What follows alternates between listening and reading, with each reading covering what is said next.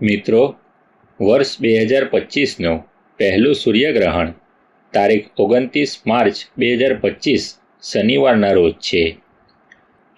આ દિવસે શનિ અમાવસ્યાનો સંયોગ પણ છે. આ દિવસે શનિદેવ પોતાની રાશિ બદલવાના છે.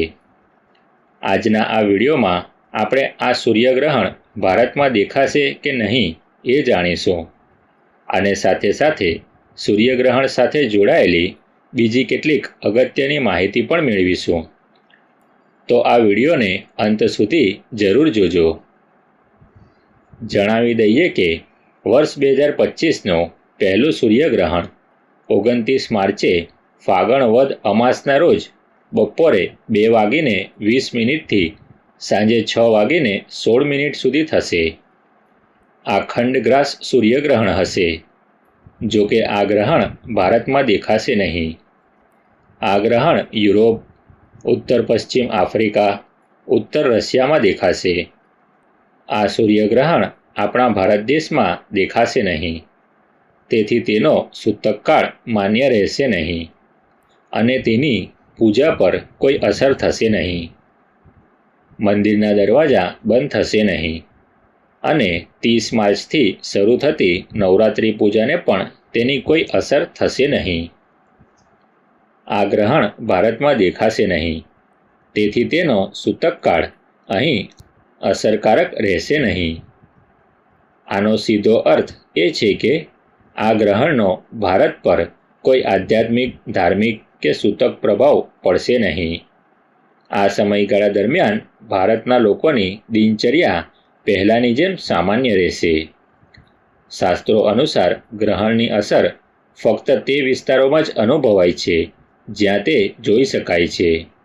આ ગ્રહણ ભારતમાં દેખાશે નહીં, તેથી ભારતીયો પર તેની કોઈ અસર થશે નહીં. તેમ છતાં સાવચેતી તરીકે કેટલીક વાતોનું ધ્યાન રાખી શકાય છે. જે વિસ્તારોમાં આ ગ્રહણ દેખાવાનું છે ત્યાં રહેતા હિન્દુ લોકોએ પોતાના વિસ્તારના સમય પ્રમાણે સૂર્યગ્રહણનો સમય જાણી લેવો. તેમણે સૂતકકાળ પાળવાનો રહેશે. આવો તેની સાથે જોડાયેલી કેટલીક ખાસ બાબતો જાણી લઈએ.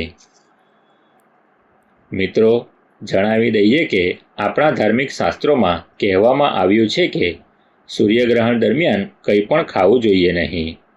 સ્કંદ પુરાણમાં પણ ઉલ્લેખ છે કે સૂર્યગ્રહણ દરમિયાન ખોરાક ખાવાથી સ્વાસ્થ્ય પર નકારાત્મક અસર પડે છે. એવું પણ કહેવાય છે કે સૂર્યગ્રહણ દરમિયાન ખોરાક ખાવાથી બધા પુણ્ય અને સારા કર્મોનો નાશ થાય છે. હવે આપણે એ જાણીએ કે સૂર્યગ્રહણ દરમિયાન શું કરવું. પહેલું, ગ્રહણ દરમિયાન ધ્યાન કરો અને મંત્રોનો જાપ કરો. બીજું, ભગવાનનું સ્મરણ કરો. ત્રીજું, સગર્ભા સ્ત્રીઓએ ગ્રહણ દરમિયાન ખાસ સાવચેતી રાખવી જોઈએ અને ધાર્મિક ગ્રંથોનો પાઠ કરવો જોઈએ. હવે એ જાણીએ કે સૂર્યગ્રહણ દરમિયાન શું ન કરવું.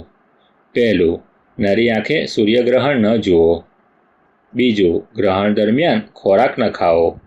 ત્રીજું, ઘરની બહાર જવાનું ટાળો, ખાસ કરીને ગર્ભવતી સ્ત્રીઓ. ચોથું, ગ્રહણ દરમિયાન કોઈ શુભ કાર્ય ન કરો. પાંચમું, વૃક્ષો અને છોડને સ્પર્શ કરશો નહીં અને પાણીનો સ્પર્શ કરશો નહીં. હવે આપણે એ જાણીએ કે સૂર્યગ્રહણ પૂર્ણ થયા પછી શું કરવું. પહેલું, ગ્રહણ પૂર્ણ થયા પછી સ્નાન કરો. બીજું, આખા ઘરમાં ગંગાજળનો છંટકાવ કરો અને દેવી દેવતાની મૂર્તિ અને ફોટાને સાફ કરો. ત્રીજું, ગ્રહણ પછી હનુમાનજીની ઉપાસના કરો. ચોથું, સૂર્યગ્રહણ પછી દાન કરો. હવે એ જાણીએ કે આ ગ્રહણ કોના માટે શુભ છે અને કોના માટે અશુભ છે. મિત્રો, દરેક ગ્રહણની વિવિધ રાશિઓ પર સકારાત્મક કે નકારાત્મક અસરો પડે છે. ભલે આ સૂર્યગ્રહણ ભારતમાં અસરકારક નહીં હોય, પણ જ્યોતિષીઓના મતે તે ચોક્કસપણે રાશિચક્ર પર અસર કરશે. મેષ, મિથુન, મીન અને વૃષભ રાશિ માટે આ ગ્રહણ અશુભ છે. આ રાશિના લોકોએ આર્થિક સમસ્યાઓનો સામનો કરવો પડી શકે છે. પરિવારમાં મુશ્કેલીઓ આવી શકે છે. અને લોકોનો પ્રેમ તેમનાથી દૂર થઈ શકે છે. આ ગ્રહણ સિંહ, તુલા, ધનુ અને કુંભ રાશિના લોકો માટે ખૂબ જ શુભ છે. આ લોકોને સૂર્યદેવના આશીર્વાદ મળશે. તેમને પદ, માન, પૈસા અને પ્રેમ મળશે. તમે લાંબા સમયથી જે સમસ્યાઓનો સામનો કરી રહ્યા છો તે પણ ઉકેલાઈ જશે. એકંદરે આ રાશિના લોકો માટે સારો સમય શરૂ થવાનો છે. ચાલો હવે સૂર્યગ્રહણ દરમિયાન તુલસી સંબંધિત કેટલાક નિયમો જાણી લઈએ. પહેલાં એ જાણીએ કે તુલસી કેમ આટલી મહત્વપૂર્ણ છે. આપણા હિન્દુ શાસ્ત્રોમાં ઉલ્લેખ છે કે ગ્રહણના સમયગાળા દરમિયાન જ્યારે સૂતકકાળ શરૂ થાય છે ત્યારે વાતાવરણમાં નકારાત્મક શક્તિઓનો પ્રભાવ ખૂબ જ વધી જાય છે.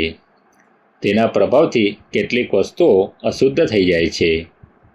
હિન્દુ ધર્મમાં તુલસીનો છોડ ખૂબ જ પવિત્ર અને પૂજનીય છોડ માનવામાં આવે છે. આવી સ્થિતિમાં ગ્રહણ દરમિયાન તેના પાંદડા ખોરાકમાં ઉમેરવાથી ગ્રહણની કોઈ નકારાત્મક અસર થતી નથી. આ જ કારણ છે કે ગ્રહણ દરમિયાન તુલસીનું ખૂબ મહત્ત્વ છે. આ સિવાય દર્ભનો પણ ઉપયોગ કરવામાં આવે છે. હિન્દુ ધર્મની માન્યતાઓ અનુસાર સૂર્યગ્રહણ દરમિયાન ખાવા પીવાની મનાઈ છે. આવી સ્થિતિમાં જો ગ્રહણ દરમિયાન ખોરાકમાં તુલસીના પાન ઉમેરવામાં આવે તો ગ્રહણની અસર ઓછી થઈ શકે છે અને ખોરાક પણ અશુદ્ધ થતો નથી. જો કે ગ્રહણ પહેલાં રાંધેલા ખોરાક પૂર્ણ કરી દેવાનો નિયમ છે.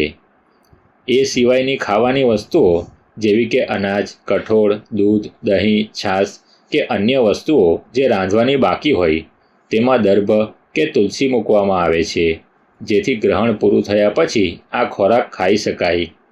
આ વખતે સૂર્યગ્રહણ અમાવસ્યાના દિવસે થઈ રહ્યું છે. આવી સ્થિતિમાં આ દિવસે ભૂલથી પણ તુલસીના છોડને પાણી ન ચડાવો અને તુલસીના પાન તોડશો નહીં. આનાથી તમને જીવનમાં નકારાત્મક પરિણામો મળી શકે છે. તમે ખોરાક વગેરેમાં ઉપયોગ કરવા માટે એક દિવસ પહેલાં તુલસીના પાન તોડી શકો છો.